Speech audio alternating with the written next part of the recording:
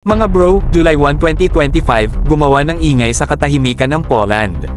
Sabay opisyal nang nilaunch ang ORP Jerzy Rozicki, ang kauna-unahang SIGINT, o Signal Intelligence, ship ng bansa. Hindi ito yung typical na warship na puro canyon at missile, ito yung tahimik pero ubod ng tapang sa likod ng radar screen. Para kang may spy na barko sa gitna ng dagat. Pinangalan sa cryptologist na si Jerzy Rozicki, na tumulong decode ang Enigma machine ng Nazi. Grabe ang symbolism ng barkong to. Equipped with high-tech na electronic intelligence systems, kayang mag-scan, makinig, at mag-decode ng signals from miles away. Hindi lang ito for show, ito ang utak ng buong fleet.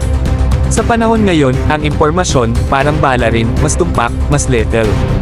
Kaya nitong i-track ang lahat, enemy radars, communication lines, drones, missiles, lahat ng elektronikong ingay sa dagat, nasa sagap niya. Ibig sabihin, bago pa umatake ang kalaban, alam mo na kung saan sila galing at paano sila i-counter.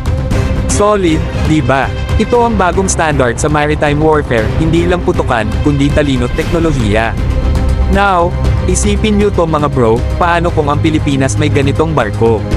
Hindi lang tayo magbabantay sa karagatan, makikinig at mag-a-analyze din tayo ng galawan ng kung sinong gray ship sa West Philippine Sea.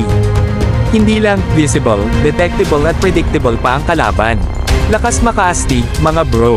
At noong sub, at may ugnayan na tayo sa kanila, wink wink, baka naman pwedeng mambyunan tayo ng SIGINT ship tulad nito. Kasi kung tunay na deterrence ang gusto natin, hindi sapat ang firepower, kailangan din ng utak at foresight. Yan ang tunay na advantage. Kaya saludo tayo sa Poland. Sobrang timely ng move na to.